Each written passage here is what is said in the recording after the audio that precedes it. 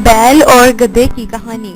کسی گاؤں میں ایک بڑا زمیندار رہتا تھا۔ خدا نے اسے بہت سی زمین، بڑے بڑے مکان اور باغ دیے تھے جہاں ہر قسم کے پھل اپنے اپنے موسم میں پیدا ہوتے تھے۔ گائے اور بھینسوں کے علاوہ اس کے پاس ایک اچھی قسم کا بیل اور اربی گدھا بھی تھا۔ بیل سے کھیتوں میں ہل چلانے کا کام لیا جاتا اور گدھے پر سوار ہو کر زمیندار ادھر ادھر کو سیر کو نکل جاتا۔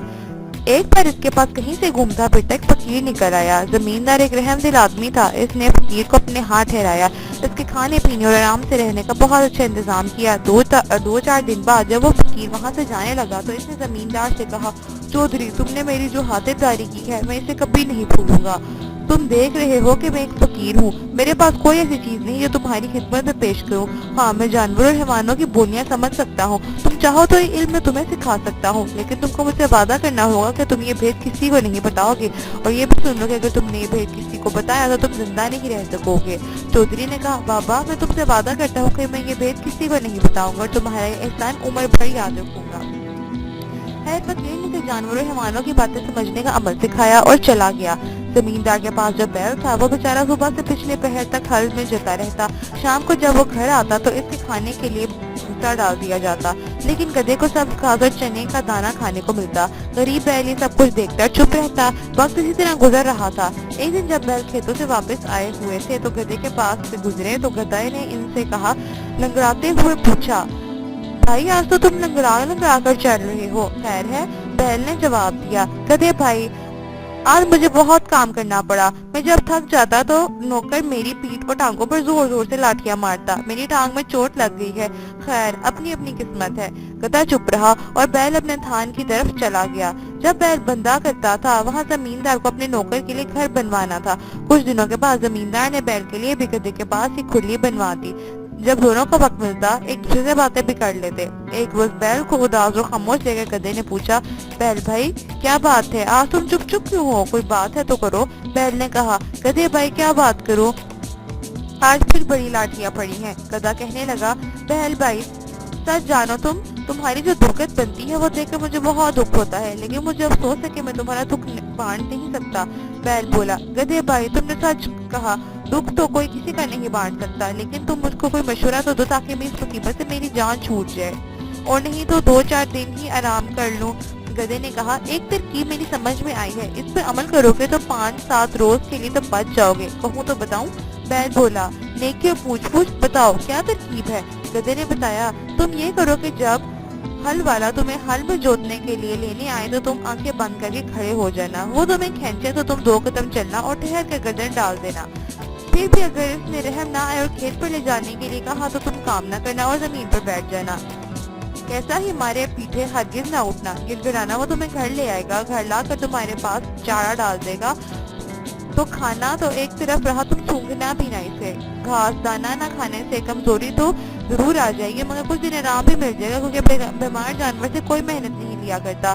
یہ ترکیب مجھے سوچی، میں تمہیں بتا دی، اب تم پر اس پر عمل نہ کرو، یہ تمہاری مرضی ہے۔ اتفاق سے زمیندار جو اس وقت اس کے پاس سے گزرا تو ان دونوں کی باتیں سن لی اور مسکراتے ہوئے ادھر سے گزر گیا۔ چارے بھوسے کا وقت آ گیا، نوکر نے گدھے کے منہ پر دانے تو بڑا چڑھایا اور بیل کے آگے بھی چارہ ڈال دیا۔ بیل 2 اینک منہ مار کر رہ گیا۔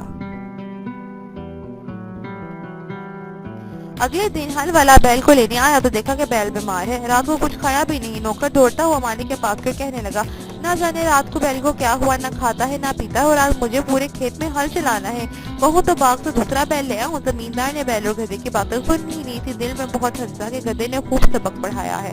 زمیندار ہل والے سے بولا، اچھا، جاتا کہاں ہے؟ دوسرا بیل لانے کی کیا ضرورت ہے، گدھے کو لے جاؤ، ہل میں لگا کر کام نکال لو۔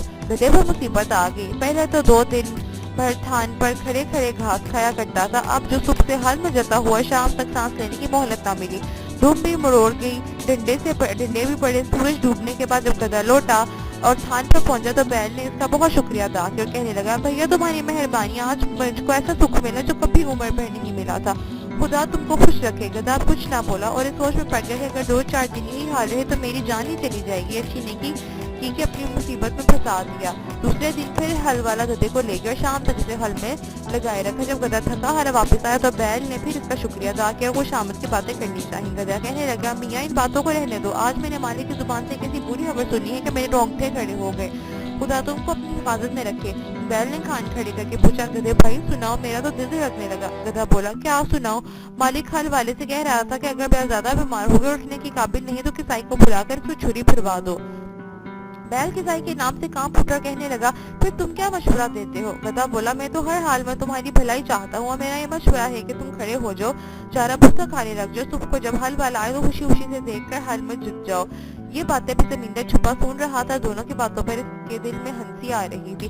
जान जाने के डर से बैल ने फिर गधे के मशवरे पर अमल किया, चारे की सारी नानत साफ कर दी और कलीलें करने लगा। सुबह होते जमींदार अपनी बीवी को साथ लेकर बैल के थान पर पहुंचा। बैल ने जो अपने मालिक को देखा तो उछलना शुरू कर दिया। इतने में हल वाला भी आ गया। इसने बैल को बिल्कुल तंदुरुस्त पाया, खोल कर लेकर चला गया तो बैल इस तरफ दुम हिलाता और कराता हुआ चला कि मालिक को बेहतिया हंसी आ गई। बीवी ने पूछा, तुम क्यों हंसते हो? हंसी की तो कोई बात नहीं। जमींदार ने जवाब दिया, ऐसा ही एक भेद की बात है जो मैंने सुनी और देखी जिस पर मैं हंस पड़ा। बीवी बोली, मुझे भी बताओ क्या बात है? जमींदार ने कहा, वो बताने की बात नहीं है, कि बताऊंगा तो मर जाऊंगा। बीवी बोले, तुम झूठ बोल रहे हो, तुम मुझ पर हंसते थे। जमींदार ने बहुत समझाया कि नेक बाप, तुझ पर क्यों हंसूंगा? तुझको तो वहम हो गया है, अगर मरने का डर ना होता तो जरूर बता देता। मैं क्या वो कब मानने वाली थी? बोली, चाहो मरो या जियो, मैं पूछ कर ही रहूंगी। जब बीवी किसी तरह ना मानी तो जमींदार ने सारे पड़ोसियों को जमा किया और सारा किस्सा सुनाया कि मेरी बीवी को एक ऐसी बात करने की जिद कर रही है जिसे जाहिर करने से मैं मर जाऊंगा। लोगों ने उसकी बीवी को बहुत समझाया और जब वो ना मानी तो अपने घर चले गए। जमींदार लाचार होकर वजू करने लगा कि भेद खुलने से पहले 2 नफल पड़े। जमींदार के यहाँ एक मुर्गा और 50 मुर्गियां पली हुई थी और कुत्ता भी था। जमींदार ने जाते जाते सुना कि कुत्ता मुर्गे पर गुस्सा हो रहा है कि कमबख्त तू कहाँ मुर्गियों के साथ भागता चला जाता है, हमारे तो आका की जान जाने वाली है। मुर्ग ने पूछा, क्यों भाई, ऐसी क्या पता पड़ी जो अचानक मरने को तैयार हो गया? कुत्ते ने सारी कहानी मुर्गे को सुना दी। मुर्गे ने जो एक किस्सा सुना था बहुत हंसकर कहने लगा, हमारा मालिक भी अजीब बेवकूफ आदमी है, बीवी से ऐसा दबना भी चाहिए कि मर जाए और इसकी बात ना टले। मुझे देखो, मजाल है जो कोई मुर्गी मेरे सामने सर उठाए। मालिक ऐसा क्यों नहीं करता कि घर में जो शहतूत का दरख्त है इसकी 2-4 सीधी सीधी टहनियां तोड़े और जिद को तहखाने में ले जाकर ऐसा पीटे कि तौबा कर लो, कभी ऐसी हरकत ना करे। जमींदार ने मुर्ग की बात सुनकर शहतूत की टहनियां तोड़ी और इन्हें तहखाने में छुपा दिया। बीवी बोली, लो अब वजू भी कर लिया गया, अब तो बताओ।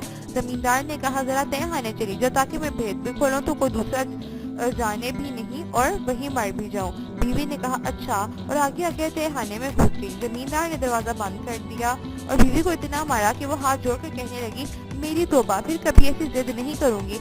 इसके बाद दोनों बाहर निकल आए। कुंबे वाले रिश्तेदार जो परेशान थे खुश हो गए और मियां बीवी मरते दम तक बड़े इत्मीनान के साथ जिंदगी बसर करने